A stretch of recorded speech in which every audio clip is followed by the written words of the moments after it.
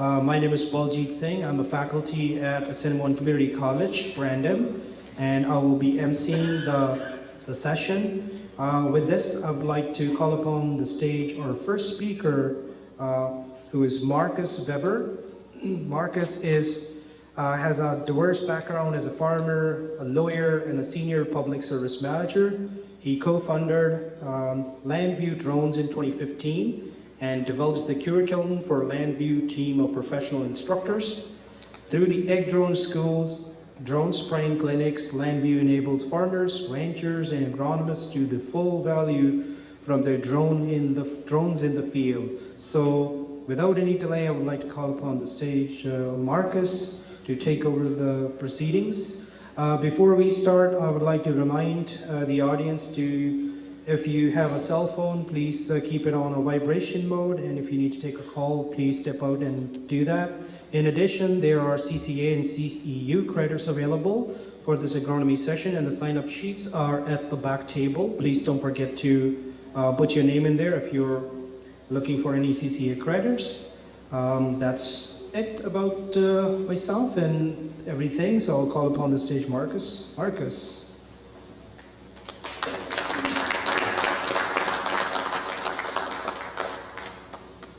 Thank you.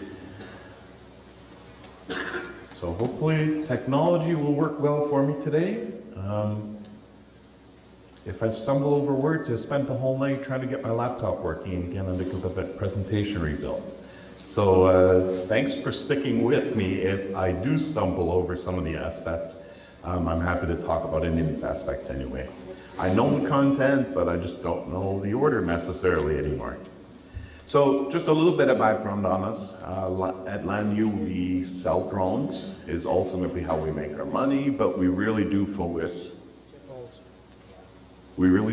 on training, active customer support, and we do a lot of research at tinkering. That's not a focus area, it's just something I love to do. Your next speaker that you got up is Dr. Tom Wolf, and we've spent hours on the road as well, and every time we spend time together, we end up doing, I call it tinkering, he calls it research, and playing with drones to figure out what really makes them work. So before we start though, I do want to get a quick sense of who you are. So, just a quick poll. Have you flown a drone? Awesome, almost everybody. Flown a drone for work on the farm? Still a few hands up. Flown a spraying drone? I'm surprised there's so few. There's a lot in Manitoba. I was very surprised how many there are already. Are you a basic certificate holder? Certified to fly that drone that you flew? Awesome. Advanced certificate holders, hands still up? Awesome. Pesticide applicator certificate for drones, anyone? Alberta has had this available for several months now, so in theory you could have had someone. And lastly, drone vendors. Okay. So what I want to talk about is ultimately the spraying drone and how we get to the point of spraying, how we use other drones to support the spraying drones. What we do is we provide training and active support. The main one of our three training types that's of interest here is the drone spraying clinic. We do those all over Western Canada, and we really focus on multispectral mapping. With that mapping, you create what's a boundary for the spraying drone and eventually prescriptions to vary your rates or to turn it on and off. And we go through that whole workflow there. We also spend a lot of time on spray quality and drift, and I'm going to try and keep this presentation positive, but that is one of the areas where I do share the concern that you'll hear from Tom Wolf afterward as well. There is some drift potential from drones. It is far from a perfect tool, and you need to learn to use it well for you to use it safely. So when I talk about drones, we've been doing this since 2015.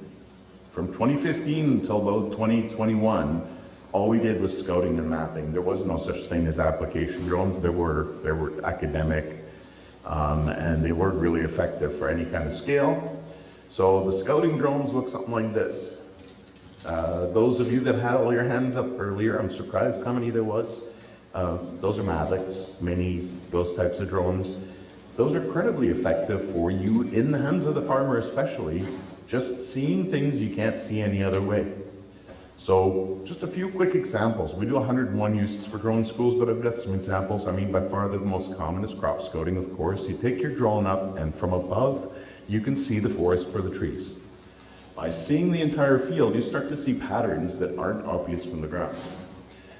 You then use the drone to do mapping, and once you map, you start to see patterns. From a drone, you get this kind of resolution rather than that kind of resolution. And you start to see patterns in the field that are measurable, where you can outline the polygons for the issue of interest, and now it's something that's actionable.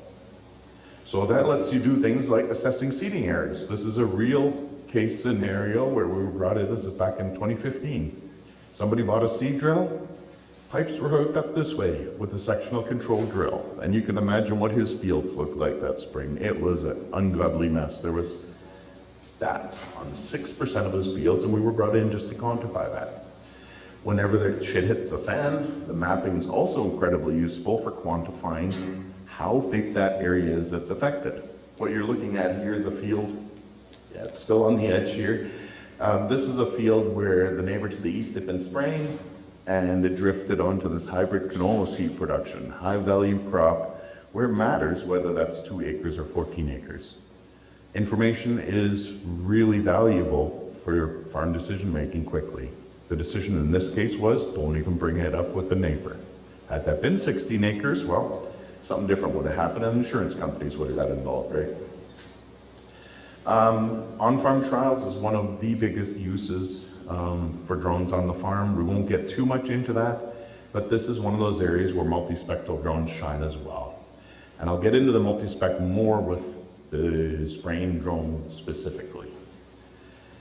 You can also do 3D modeling with the drones, and by 3D modeling, you can then use that 3D model to trace around the perimeter of a pile, in this case a silage bit, to figure out what the volume is that's left in there.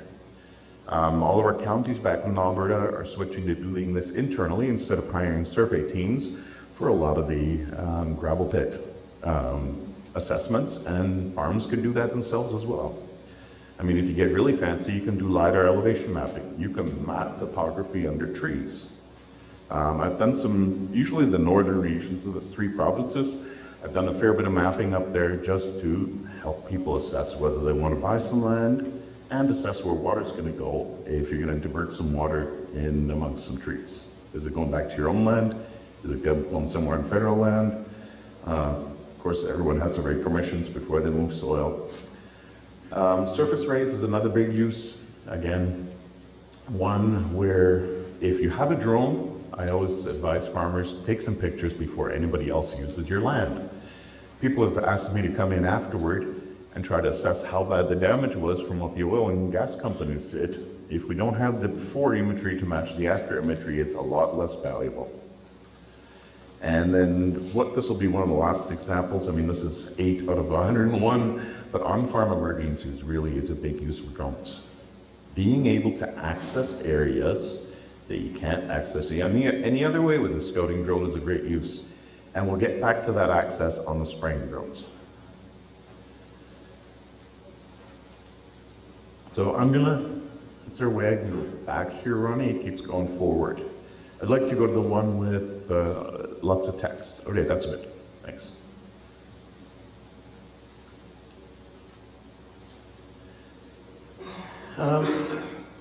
We have a program in Alberta that really fosters innovation. For the past 2 years, there's this beautiful line in some off-CAF related funding, SCAP related funding, where if you have a thermal camera or multispectral camera, you can get 50% reimbursement on the value of that purchase. I have not sold regular Mavic drones in Alberta to farmers in the last few years. It's been Mavic 3 thermals, Mavic 3 multispectrals, and the amount the farmers are using information from their drone as opposed to just a pretty picture or a video is just astronomical. It's like night and day. Things have changed very quickly. I do want to address the legalities though before we move on to other things. If you're flying, and it's great that a bunch of you already had your basic certificate, if you're flying a drone over 250 grams, you must have a basic certificate from Transport Canada. It doesn't matter if you're doing it for money, you're doing it for fun. Those are US concepts. In Canada, it's risk. How close are you to airports? How close are you to people? And how big is that drone? Those are the three biggest factors. And if your drone is in the center category, it's called a SRPAS, a small, remotely piloted aircraft system. There's micro drones, which are under 250 grams, and for those ones, you don't need a certificate, you don't need to register it, and most of the other rules don't apply. Now here's where Transport Canada really has been helping to enable innovation.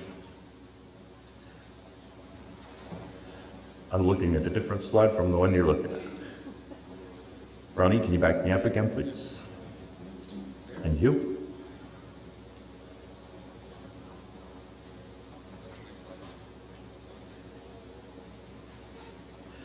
Alrighty, well, there seems to be a slide missing, or yeah, it's disappeared. We'll go to this then. So I'll just back up on that last slide though. The medium RPAS category is being created in the fall of 2025. You may have heard the CBC national story recently about how drones can now be flown beyond visual line of sight. At least that's what everyone thought that the national news story was about. You cannot currently fly your drones beyond visual line of sight. And if you want to fly them beyond visual line of sight, you got to wait till this fall. And at that point, you need to get something called a pilot certificate, a brand new certification category where you need a medical certificate. You need to pass a new test that doesn't exist. So that was perceived as amazing news. It's not that great. When it comes to us on the farm though, there is a piece of amazing news in there. That medium RPAS category is going to be for drones that weigh 25 kilograms to 150 kilograms. If you're 500 feet or more from a built-up area, so basically for where most of you farm, you can fly that with an advanced certificate. You will no longer need the special flight operation certificate that was previously required. Again, not in force today, but it will be in force this fall. So for 2026, what you need to do to prepare is get your advanced certificate. And then on the aviation side, you're ready to operate that drone. There are some regulations though that are kind of putting a damper on innovation. The technology is ahead of the regulatory aspects on the pesticide front. The Pest Control Products Act is a federal piece of legislation. Its objective is reasonable certainty that no harm to human health, future generations, or the environment will occur. You see anything in there about agriculture, Army? It's not CFIA, it's not AAFC. This is a federal agency under Health Canada. Pesticide Management Regulatory Agency creates the pesticide rules. And this is the current status of the law there. So PMRA initially did not consider drones aircraft. That was undone quickly because they realized the federal government is regulating them as aircraft. But they say they weren't envisioned when the area labels were issued, and therefore there must be a specific drone label for every pest control product for it to be legally used in Canada. I suspect the reason we only saw 3 or 4 hands in here for spraying drones may be this rule. And if you're one of those people that didn't put your hand up, it's probably a good thing. There is a lot of spraying happening off-label. Off-label is what we call it as farmers. The MRA says illegal. Health Canada has compliance officers that will be enforcing. So this really is the big elephant in the room when it comes to spraying drones. And currently, all that's registered is 3 mosquito larvicides and Garlon XRT, which is a brush control product for 4 trees and industrial use only. Other than that, if it ends in the word side, you can't use it. Herbicide, fungicide, insecticide, none approved for agriculture yet. So back to the scope, mapping and flying. The mapping drones tend to be larger and they have fancier cameras. So we're talking now going from a $2,000 or $3,000 drone for scouting. Mapping drones tend to be in the $5,000 to $30,000, $40,000 price range, depending on how big the drone is. The ones that are paired with a spraying drone tend to be in the $5,000 to $10,000 range. And then lastly, of course, we've got the application drones. And there are quite a few models in theory available. what we tend to see is the largest one from every company making it to the North American market. For much of the world, the drones that they make that are smaller in their line are of value, but of course we want to spray big, so it's go big or go home. For the DJI line that we're selling, the Agras T50 is currently that model. Those three drone types tend to work together though. If you find a problem, that's when you go map. People always think that the drone is going to have to go fly the whole field and collect data to produce any valuable insights. Really, most of the time, you see things by putting your drone up for about 30 seconds or a minute, and a lot of problems stick out like a sore thumb from up there. That's when you get out the mapping drone and start collecting data and spending half an hour or an hour going through that process. The mapping drones are then used for the application process. And there are other methods for how you can create the boundary for a spraying drone. Once you have a mapping drone, you'll never go back. And the vast majority of our customers end up buying those latter two at least, because scouting and mapping drones tend to be the same type of drone sometimes too. So here's how you can create boundaries for a spraying drone. I just want to kind of paint a picture for those of you that haven't flown one yet. This is how you create the boundaries. Those of you that already have RTK on your seeder, just pulling that out of my John Deere Center, for example, is a great way to create the boundary. You know exactly where the crop is. Pull that into your platform to create all your pathing for the spraying drone, and you're done. If you have RTK accuracy. If you don't, not a great place to start. I've got this listed as number 2. I don't like using the base map that's on the controller. That's how a lot of people do it. You're sold a drone, it's easy to use. Here, use this, and lo and behold, there's your home quarter, and it's easy to create a mission. Google is, at best, within 3 to 5 meters of absolute accuracy. So that is the biggest limitation.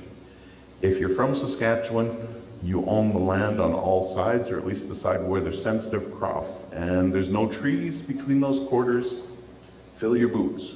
That is a good way to, or a fast way at least, to create a boundary. You can use the controller. Almost every spraying drone on the market will let you take the controller and drive around or walk around the field. Not very practical for most of us. You can fly with a spraying drone, and I always thought this was something nobody would ever do. It turns out quite a few people in Ontario do this. I have one customer that does this religiously. He sprayed 7,000 acres last year. Every time he shows up at Field Edge, he uses an Agras T50, a 100-kilogram drone, to fly around the perimeter of the field, create a line for the boundary, and then forevermore when he comes back to the field, that's his boundary. But by far the most common is you use one drone to create a map and then use that to create a boundary. Quick poll here.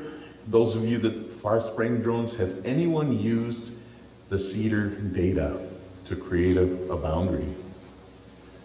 No. How about mapping drones? Who's mapped ahead and then sprayed that boundary with another drone?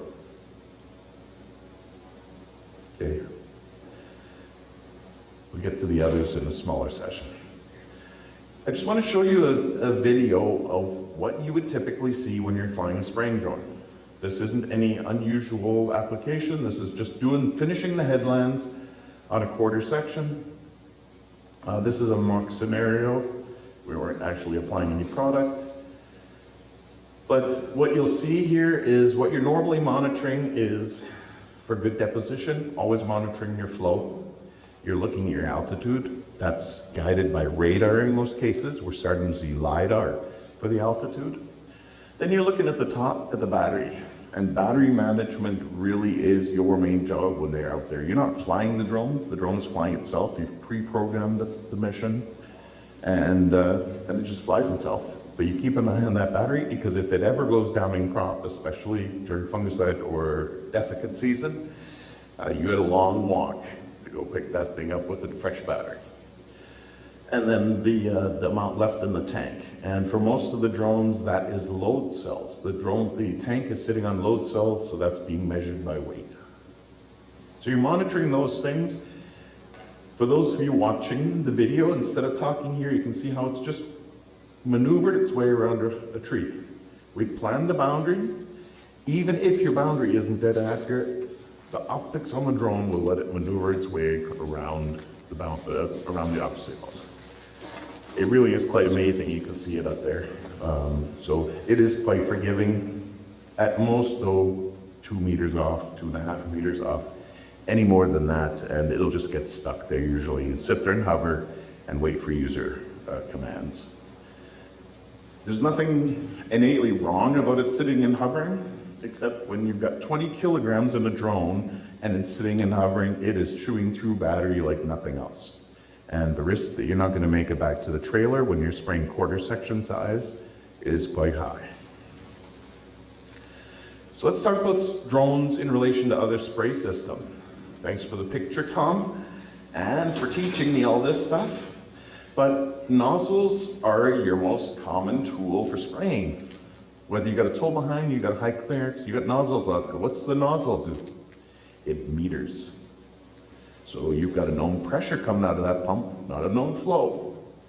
And then the nozzle, because of its design, will allow a certain volume of water through. It atomizes and creates droplets, but it also creates a pattern. So that one little piece, perfectly machined, really is the secret sauce for most spray systems. When it comes to a drone, let's look at the same 3 functions. How are those performed? Metering? Anyone? Pumps. The pumps meter.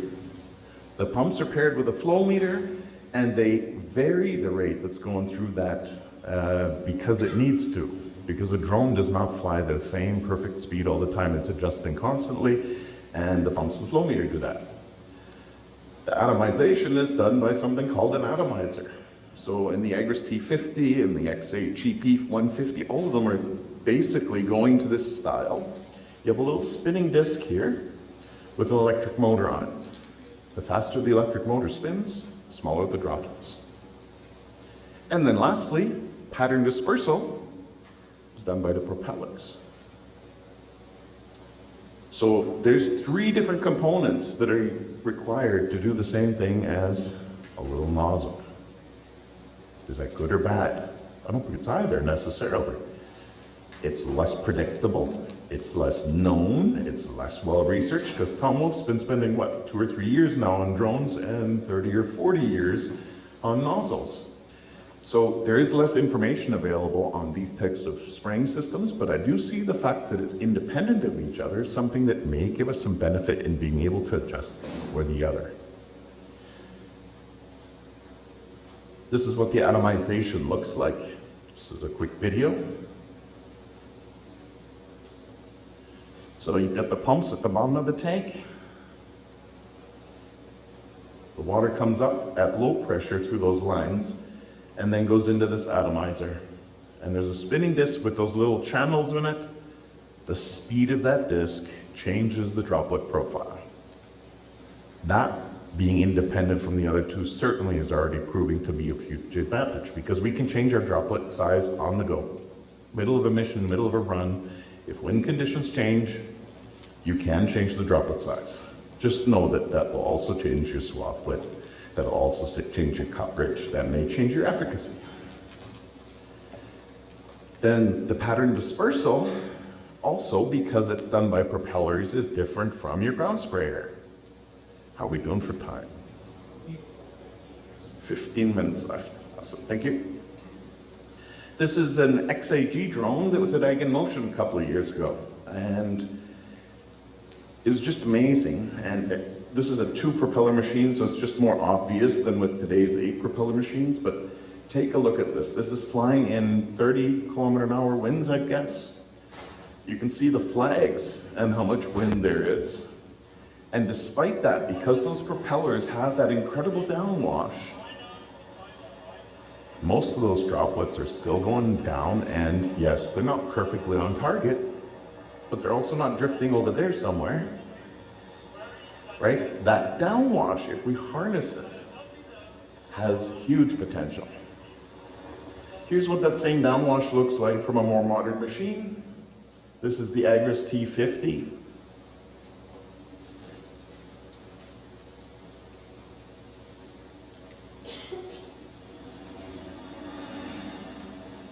Notice as well the effect on the plants themselves. So it's not just the downwash accelerating the droplets, giving them lots of microturbulence, but also the plants themselves opening up. If you're flying over canola at full flower, and you take a look from above a spray drone, you'll see soil. It lays the plants right down, and hopefully they pop back up. It can be a problem. If you've got a cereal that's prone to lodging, may not be the best idea to fly too close to it. That pressure dissipates as you fly higher. So, there's two big things that we still need to learn about spray drones. One is, what's the drift potential? And there are international working groups working on this. The protocols being used look something like this, where you fly perpendicular to wind. You have petri dishes laying all the way out to 80 meters from the target line, the flight line, and then just measuring how much dye that's in the tank is making it out to here. Pretty simple concept. The actual runs of this are very time consuming. At most we could do 8 or 10 of these runs in a day with a staff of 5 or 6 people. And then the analysis of each run costs about $600 for the fluorimetry as well. It really is a very time consuming process. Luckily, this is going to be done for the industry by international groups. A lot of funding from the chem companies is involved as well. So I'm confident this is something that can be overcome in the next few years. I know farmers want it to be this year. I can guarantee you it's not going to be this year. It may be in the 2 or 3 year window though for these aspects. Drift is one thing, off-target deposition is another, and lastly, effective swath width. They're all related. What does the dispersal under a drone really look like? And the jury is still out on this, not just on what it looks like, but how you measure it. Swath width is going to be incredibly important, especially if you want to use a drone for herbicide. Right now, I caution everybody against using it for herbicide, especially in crop, obviously because of the legal reasons as well. But even if you're going to use it in crop, you're going to have misses. It's not a question of whether you might. You will have misses if you're using this for herbicide because nobody really knows how to measure effective swath width yet. We're working on that collectively as an industry. Swath width varies with at least all of these factors. There's probably some more. Tom will probably point them out in his presentation. Flow rate is a big one. Droplet size is another big one. Wind direction matters. If you're flying crosswind, flying into wind, flying with wind, into wind and with wind is the worst scenario because as you're flying into wind, spray width tends to get wider. Flying with the wind, it's narrower. So if you're flying into and with wind, you're doing this. Wide, narrow, all day long. And the biggest problem with that is as the wind shifts even a small amount from dead on, that then will introduce the mists quickly. This is what swath width testing generally looks like as a principle. You fly the drone flying into the wind. In this case, we had yellow blocks here. Those had water sensitive paper on them.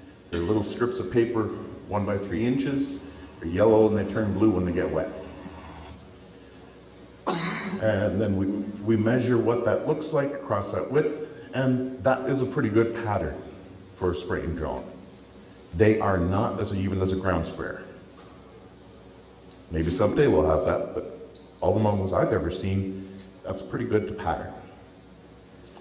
So then we take that and stack them together, do some modeling, and if we could have some agreement on what factor we're actually using here to decide what that effective swath width would be, then we could come up with what our swath width is given that pattern.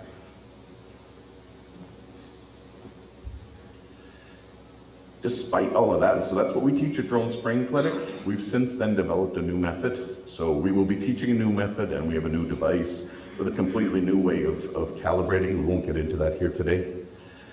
Despite all of that, where people are getting their settings is from Facebook forums. Maybe they went to a conference and asked the guy next to them what rate they use.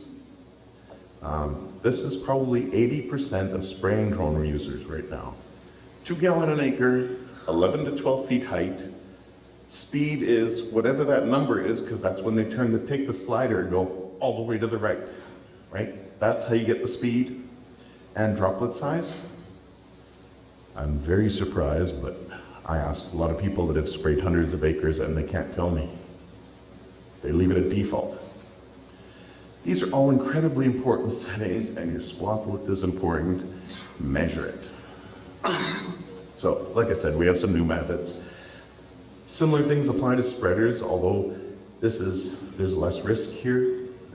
Typically with spreaders when you're seeding. This was the way that we used to test. We'd fly a drone over a bunch of buckets and then see how much seed is in each of them to kind of figure out where the 50% overlap point is. Until the drones got bigger and we tried that method there and it didn't work so well. So now we're using something like this. Amazonas Spreaders makes these mats. They work beautifully. There's an app where you scan each mat, and there are effective ways to do this. Do it in the spring before you start your season for all of this, and that's suddenly half an hour or an hour isn't that bad. 2 hours isn't even that bad. We have time at certain times of the season. So I'm going to get now back to that volt map and apply process, okay? We're going to fly that spraying drone. We're going to have the effective swath width down. We still need to have it in the right place. So the way we do that is with something called structure from motion, or orthomosaic. What that principle is a mapping drone will fly around, take hundreds of pictures, and for a quarter section, it's usually like 400, 500 pictures. Stitch all of that together to create one map or picture from hundreds of them. That's the orthomosaic. Don't let the term scare you. It's just a detailed map created from many images. And the software automates that process. These orthomosaics can be just regular color, or they can be multispectral. You can use this principle here. What's along the bottom here is the wavelengths of light. Here's how much light the plants reflect. What do we see with the human eye? These bands. 450 to 720 nanometers or so, where you have your blue, green, and red light. Plants use the same wavelengths. We're all adapted to what the sun is providing for us every day. Up here, though, there's some bands where plants reflect light very differently. There is, of course, a difference here, too. That's why we can see when wheat is healthier and healthy. It's the color and richness of that green, usually. Well, up here, there's a way bigger difference. And that's the principle we use for these multispectral systems to come up with crop health and crop stress maps.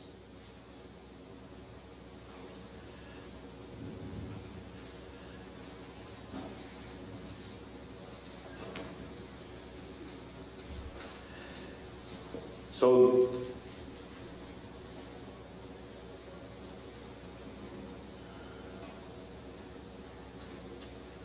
what we use that principle for is when you're creating that orthomosaic, use those near infrared bands, and what you can then create is prescriptions. Rather than just a boundary for the edge of the field, you can now create either spots. In the case of Canada thistles as an example, often that's what you'd want to do, is just spots where the drone flies to the spot, sprays the whole spot. And that's one type of prescription. The other type is when the drone still flies the whole field and turns itself on and off, or varies the rate as it's flying. So you've basically got the on-off true variable rate, or what I suspect we'll end up doing for some herb set scenarios is apply a blank the base rate and then for some spots increase the rate. This is what that process looks like. So you create an orthomosaic. This is software called Pixport Fields. Let me see if I can get playing here. Then you create the multispectral, so that creates these NDVI and NDRE indicators. And from those, you can then create zones. So it's just going to group parts of the field together that have similar values in those near infrared bands. Then from those, you can prepare a grid. This is not sped up, by the way. This is software that works this slick once you can do this on your fields. You're changing, this is where there's a bit of an art to it. You're changing the amount of detail in the zones, the number of zones, to come up with something that you think will work for you, to create zones. And ultimately, as the farmer or agronomist, you're going to be making the decision on where within those zones you're going to turn the product on or off. It's really no different than using climate field view, for example, for those of you that are doing that for variable rate. And in fact, Pix40 Fields has satellite imagery also built in.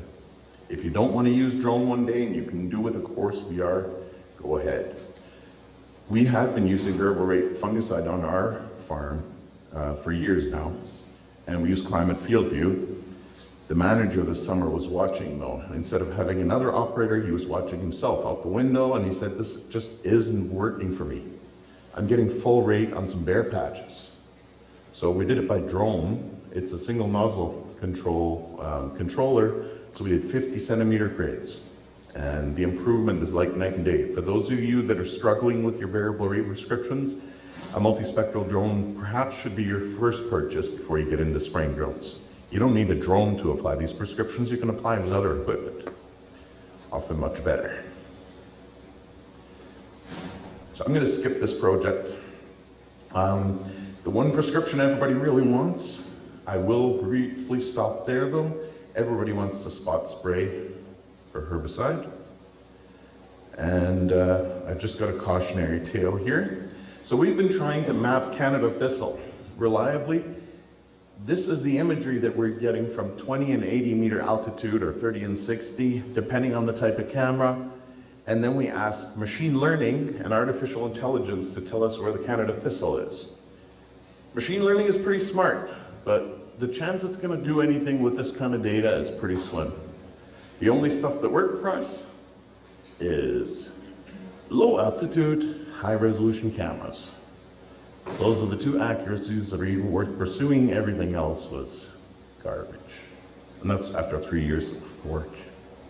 So it doesn't mean we can't create a prescription, but it does mean that that prescription is not going to get every plant, and it's going to have some false positives.